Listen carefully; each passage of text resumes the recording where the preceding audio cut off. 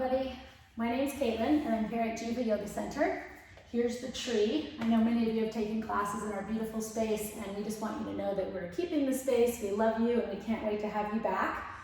We brought one of our awesome boards in just to make this little video a little bit prettier. So this is a fast one. Doesn't mean we're going to move fast, but we're just going to focus on one thing today, and that is going to be this upper extremity. I was having a heart-to-heart with one of my friends last night about carpal tunnel and the surgery. I know so many people that have had that surgery have had arthritis. Arthritis can come and go. I won't give you my whole speech about that right now, but anyone who has arthritis knows that you have good days and bad days. And so what we want to try to do with our yoga practice is integrate something that works really well to help you have more good days. And if you're 22 and you're like, I don't have arthritis, trust me, you've probably had a cell phone since you were in the 8th grade, and a lot of this upper extremity, these challenges that manifest in neck tension, it's all an interconnected web. So I want you to think of your arms as one thing, two long, beautiful angel wings. You've got shoulder blades back here, they're called scapula. You've got a collarbone right here, it's called your clavicle. You have a chest bone here, it's called your sternum. You've got a chin right here, it's part of your mandible. And how all these bones move and steer and connect with each other and how well you breathe is the determining factor as to how these areas feel. We wake up in the morning, I remember going through a stressful time once and I had this chronic ball of tension in my elbow. And it was really related to like, I wasn't processing my stress, I was holding it in, and I would wake up in the morning like, oh, this arm. I also had a moped and was playing a lot of tennis, and I like to squeeze people's muscles, so my arm was just overworked. So this is a creative sequence that I made up. I do it a little differently every time, and just follow along. The only thing you need is a wall. One of my favorite dumb jokes is that hopefully you have at least 4 walls at home, since that's the definition of a dwelling, and we're all sheltering at home these days. So if you don't have an open wall like this, just close the door. That's all you need. Just gonna move this mat out of the way so I don't accidentally trip in the video. And here we go. You don't really have to see my feet. I brought the camera close because I really wanted you to be able to see my arms. Okay, so start standing sideways so that your right hand can be on the wall. And if you need to move the camera or put the phone on the floor or your iPad, just remember you can always hit pause and move to the other side when we switch. I'll try to do my best to give you extra time to do that. So first things first, if this is an arm's distance, I want you to be an arm's distance from the wall. Have your hand lower than your shoulder.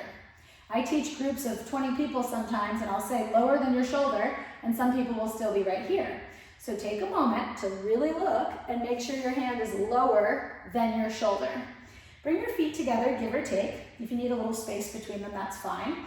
And just take a deep breath. Open your mouth and go, If this hurts because you're dealing with something like carpal tunnel syndrome, just step a little bit further away and you can do it lighter with your fingertips without having quite as much bend in the wrist. All we're gonna do is turn our fingers backwards so that our thumb is facing up. Again, if this is too intense, turn your chest and face a little bit more towards the wall, and that will decrease the angle and pressure in the shoulder and hopefully make your thumb feel better. So wherever you are is perfect, modify as needed. With your fingers turned backwards, your thumb turned up, start to lift your chin. Drop your head away from the wall. So if your right hand is on the wall, the crown of your head is reaching to your left. Take a deep, refreshing breath. Try to feel your ribs moving and expanding in all directions with each breath. So your side ribs are going out to the side, your front ribs are lifting up and out, your back ribs are widening and opening to the back of your body. Remember to keep the smooth flowing breath going. Inhale, exhale. Take your free hand, that would be lefty, up and over and reach for the side of your head. Take your fingers like this so your fingers are gently spreading like a big starfish holding onto a rock just behind your ear. I just got close to the camera so you could see you're still in this position. With your left hand, gently glide your head away from your shoulder. Again, if you don't want the palm flat because it's putting too much pressure on your wrist or thumb, float up to your fingertips so you're light. You can wiggle your fingers like you're playing the piano lightly. This doesn't have to be a lot of pressure to be beneficial. Focusing on your breath, keep your head to the left. Inhale and lift your chin, keeping your head to the left. Exhale and lower your chin, keeping your head to the left. Concentrating on the smooth flowing breath, inhale to lift, head stays to the left, and exhale to lower. Your jaw is probably holding unnecessary tension. I know mine is. So throughout the day and throughout this practice, open your mouth up and stick out your bottom teeth like you have an underbite. I know it sounds weird.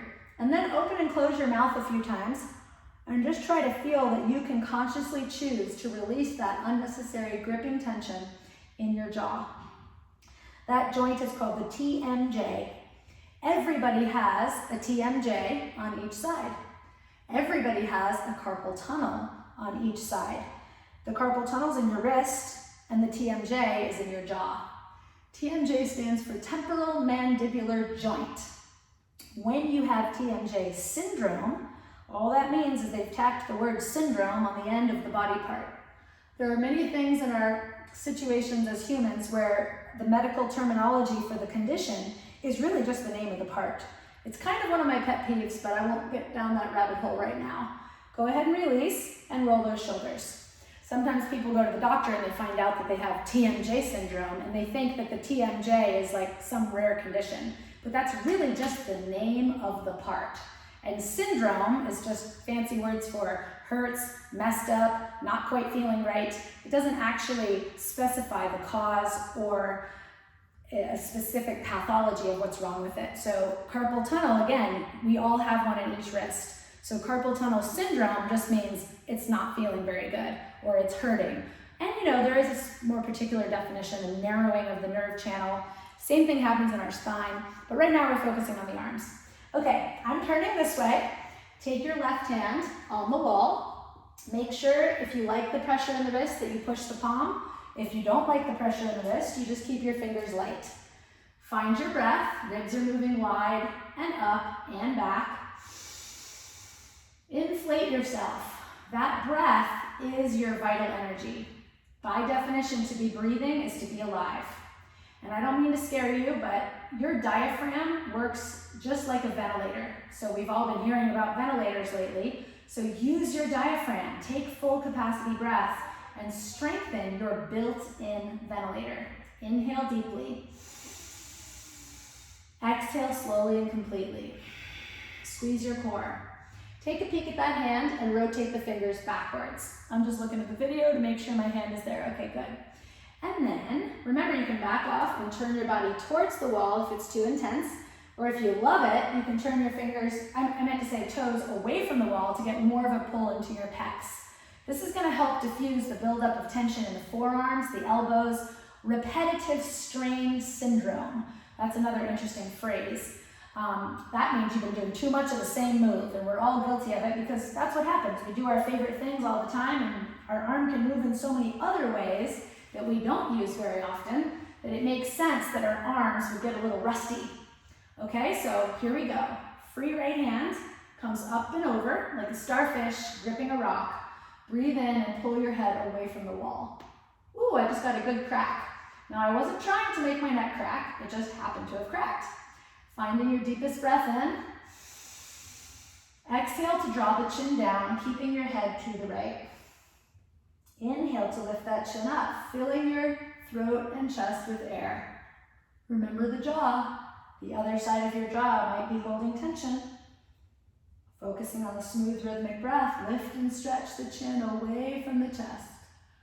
Focusing on the long, slow, smooth flowing breath, draw the chin down towards the chest. You can get even more creative if you want and make circles or turn your chin away. Whenever you practice yoga, you're not just taking orders from somebody. It's about waking up your inner awareness. So if you want to squirm around a little bit to find different areas in your body that need love, that is the practice. Watch your dog. He does downward dog, and if he feels something extra, he'll stay there and stick his butt out a little longer. Very good. Slowly, gently release. Excellent. Open and close your fingers. That was probably pretty intense. Take your two hands and spread them. Actually, I was thinking about doing a video where I show you how to draw a line around your hand on a piece of paper. I think I'll just do it right now. Later on today, get a piece of paper. Put your hand down. Get a pencil in the other hand. Trace your hand. We used to make turkeys when I was in kindergarten like this.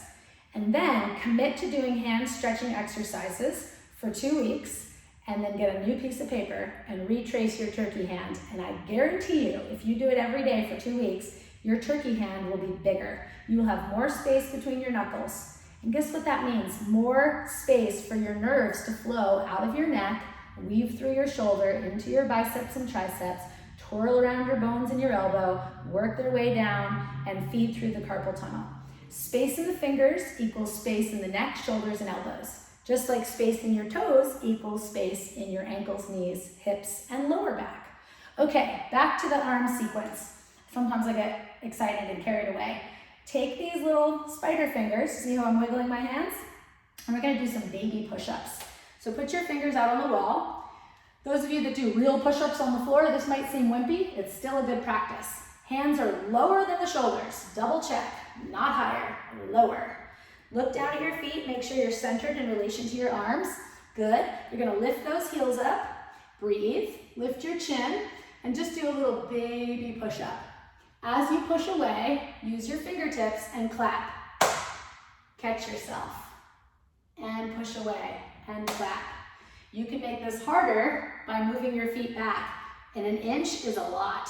Even half an inch is a lot. You can make it easier by getting really close. So I work with a lot of people that are in their 90s, and we do it like this, real close to the wall. I consider it a privilege to have worked with people in their 80s and 90s because I get to see the patterns of what happens to almost everybody. So when we want to get ahead of the game and slow down the aging process, we can look and see what happens to people's bodies, and that's how we can create our yoga therapy sequences. So if you're feeling strong and you want to go for it, you can be further away. You can even bring your forehead all the way to the floor. And I meant to say all the way to the wall. Sometimes I forget which way is up. Good. There's no amount you have to do. This will actually tone the backs of your arms as well. Good job. Shake out those arms. Okay, so the next part, if you even wanted to sit down, you could, because doesn't really matter what this half is doing. I'm gonna line my feet up a little wider than my hips, because that always feels good, and I'll talk you through it. Take your arms out, spread your fingers. Take your elbows and touch them together as you exhale. As you inhale, make a fist, reach behind your back and touch your fists together. Please be careful on this next part. Move your elbows forward. So if you see my elbows, they're moving forward as opposed to backwards. Don't crank it with any sort of force or jerking energy, or you can hurt yourself. So be gentle. Arms come up, energetically spread those fingers, elbows touch. Make your fists, reach behind your back, fist pump yourself, that's called this, and then you go like that. Okay, nice and slow. Remember to breathe. I would inhale here, and exhale here. And inhale here, and exhale here. Smooth and steady breath. Keeping that neck long, that throat extended. We all tend to have a little bit of this happening in life. It's like we're the chicken with our beak forward. So imagine someone pulled you from the back of your head so your beak goes backwards. That's not the same thing as lifting your chin. Do a few more. Inhaling when you go behind you. Exhaling in front. One more. This is gonna wake up your rotator cuff. Your rotator cuff is 4 individual muscles in each shoulder. See if I can say them. Supraspinatus, infraspinatus, subscapularis, and teres minor. 4 muscles in each shoulder. They're small. One of my favorite ways to strengthen the rotator cuff is to stand with my heels on the wall, my butt on the wall, and my head on the wall. And I'll have my arms just dangling. And then I like to pretend that my arms are like big beach towels. We all know what a beach towel feels like when you're holding it. It's got a little weight to it. Imagine you wanted to hang these 2 beach towels on these invisible hooks that are behind you and exaggerate it. Bring your shoulders forward. So right now my chest is concave. My chest is inside my shoulders. My arms could swing in front of me like this. In fact, do that. It's like being a gorilla. Swing your arms in front of you. Feels pretty good. Then bring your head back to the wall and take those shoulders up to your ears. I joke around a lot and say, you don't want to get stuck like this. You don't want to be a turtle trying to go back into your shell. hey, I happen to have turtles on my shirt today. See how I have no neck? This can happen. Don't let it happen to you. Okay? Then from here, you're gonna take those beach towels and hang them on the hooks behind you. You'll notice when I go forward, my arms are in front of my body. When I go up, my arms get shorter. When I go back, my arms are behind my body.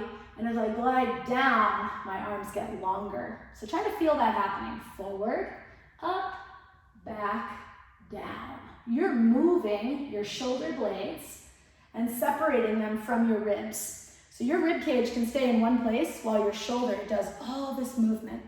Okay, enjoy the wall. It helps you keep your head over your butt, and that's a good thing. It helps to realign your spine, basically just reminding your vertebrae and your skull and your ribs and your pelvis where they belong in relation to each other, which is how we can define our posture. Okay, good job. Now we're gonna practice a really silly one. It's like Dancing with the Stars, except it's called Dancing with the Wall. So you're gonna have your fingertips like this, energized, not limp, firm and strong. Your right hand is lower than your shoulder. In fact, even lower than where we've been so far. Not up here, down here. And you're just gonna open your other arm and just pretend you're a professional dancer. I'm a wannabe ballroom dancer. You're gonna twirl in, opposite shoulder comes to the hand, and you're gonna twirl out.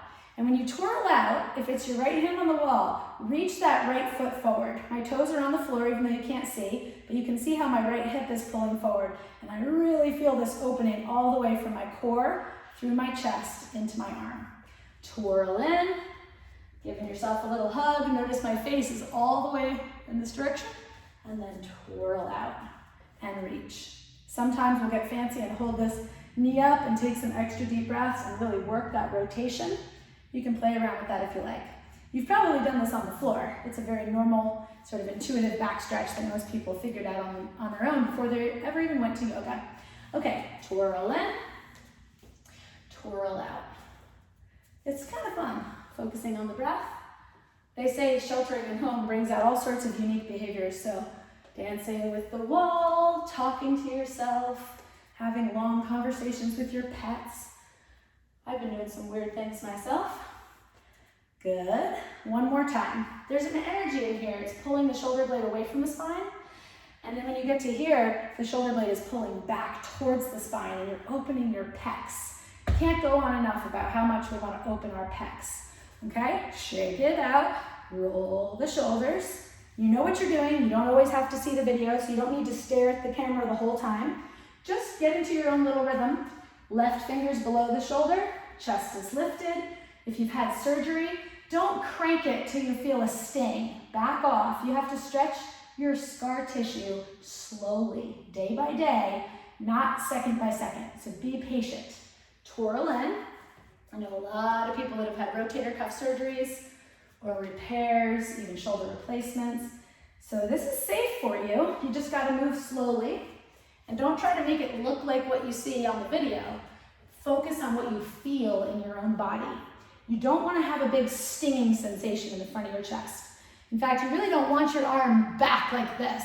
You want to feel like your arm is back because your chest wall is open. So that shoulder blade is essentially squeezing towards the center of your back. Key detail. All right, twirl in, be gentle with yourself. Twirl out. Remember, if the left foot's or left arm's on the wall, the left foot reaches forward. Good. One more time. Twirl in. Dancing with the wall. Your loved ones and spouses will think you've gone a little cuckoo if they just see you doing this all by yourself. And you can just tell them, join me. The wall would like to dance with you too. All right. Being silly has always been a coping mechanism for stress for me, so I like to tell lots of dumb jokes. I'm never embarrassed to take a chance with a dumb joke.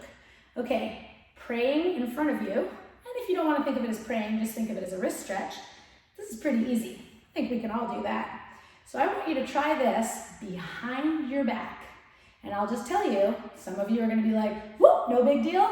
And some of you are going to be like, ooh, that's not happening. So be patient. I'll show you what could happen. You might go right up here and just voila.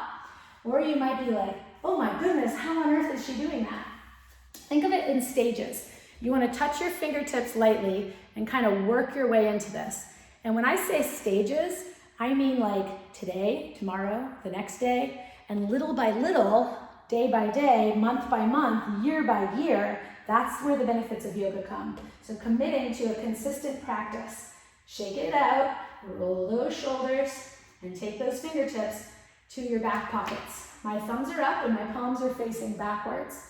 Then find your middle fingertips. Remember to breathe.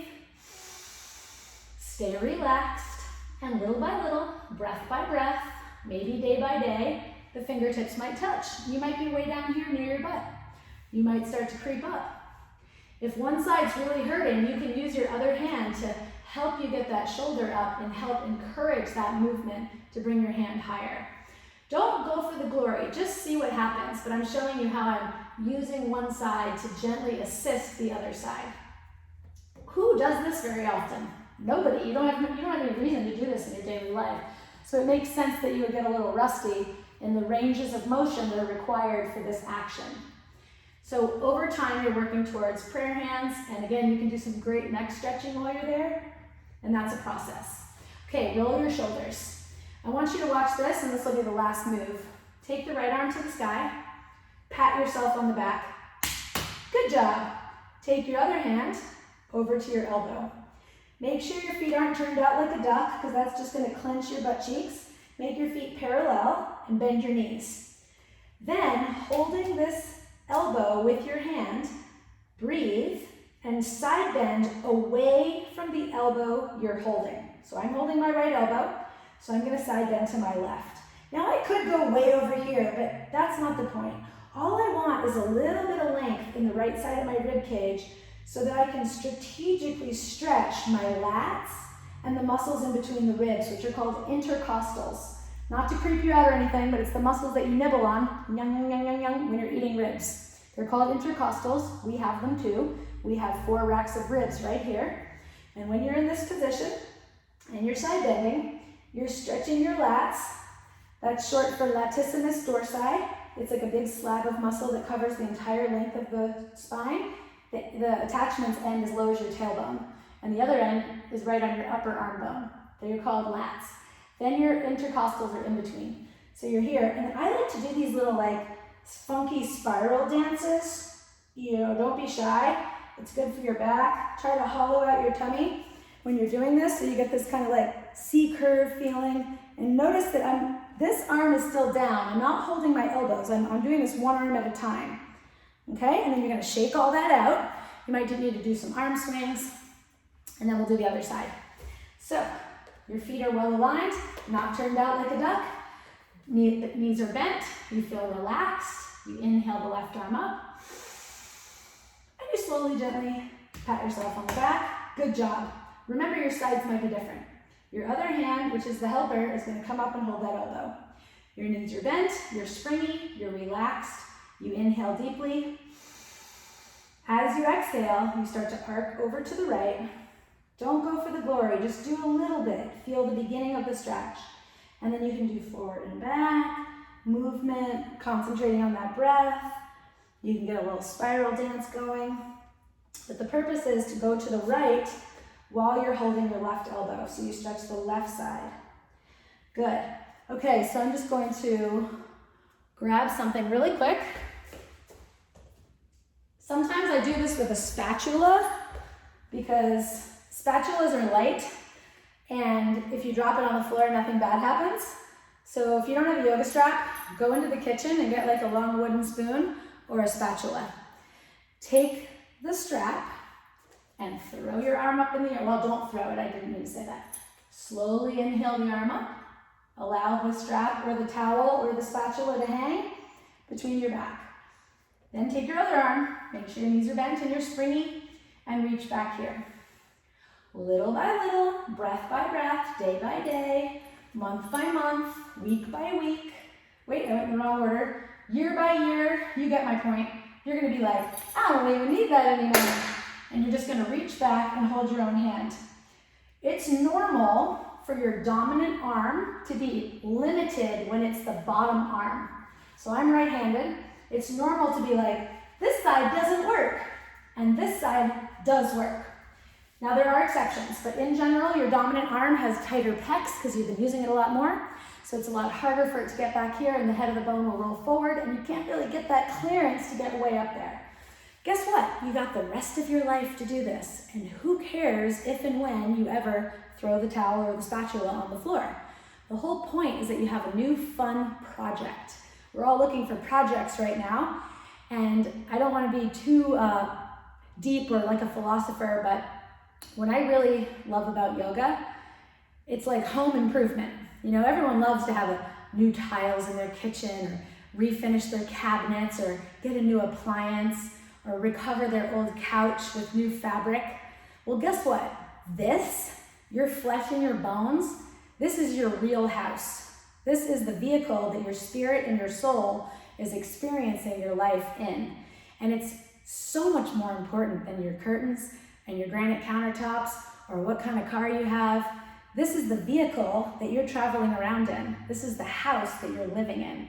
So getting excited about taking care of the small things like your thumbs and your neck and your big toe and your jaw, and just learning how to diffuse the buildup of tension and adhesive tissue that adds up to create arthritis or that sort of curling in that we see associated with the experience of getting older.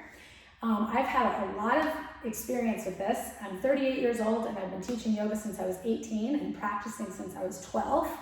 And I'm not bragging about that, it's just the way my life unfolded. And I have seen miracles, so many miracles. People canceling joint replacements, and I have a 10-inch rod in my leg, so I'm really grateful for modern medicine and science and doctors and all the amazing things they can do in hospitals for us. But it's pretty cool to know that you can just get into your body and give yourself a tune-up at home for free that gives you, even if it's temporary relief, if you can get temporary relief on a regular basis, just keep doing the thing that's giving you temporary relief. And a lot of times with private lessons, people are like, oh my gosh, I felt so good for 3 days. And my point isn't make another appointment for a private lesson. My point is do whatever you did, even 50% of it if you can remember, or even 20% of it on your own 2 days later, and see if you can get those 3 good days to start to link together. I consider myself someone who does have to deal with chronic pain. I had a misdiagnosed hernia surgery when I was 12, and they cut me open, and then I have a 10-inch rod in my right tibia. I've also played a lot of asymmetrical sports, and so I'm kind of beat up and crooked. So this work, it does work. It does work, and you just have to be committed to it. So roll out your mat, light a candle, put on some flutes, and go on YouTube. You don't have to watch my videos. The world is amazing. I call it the University of YouTube. You can Google search any injury you have and have genius physical therapists and doctors and chiropractors and yoga teachers and trainers just offering their wisdom to you. So think of your body, another beautiful metaphor, and then we'll close the practice. It's like a musical instrument. It needs to be tuned. It's gonna come out of tune. That's what happens to the violin, that's what happens to the guitar. And the musician has to hear it and play with it and feel it and adjust it, and then play with it and feel it again and keep adjusting it until they know how to tune their instrument. And that's what we are. We're a beautiful instrument. So that's your little pep talk for the day, and I want to keep this video short, so I'm just going to close the practice by explaining the word namaste. Namaste means that the light inside me sees, honors, and respectfully bows to the exact same light that is in each one of you, and that light that's inside me and that same light that's inside all of you is one light. And that is that unifying force. We are all alive and we are all connected. And in the world of yoga, we really recognize that and we acknowledge that every time we practice. So again, Kaitlen at Jiva Yoga Center, namaste. That was fun.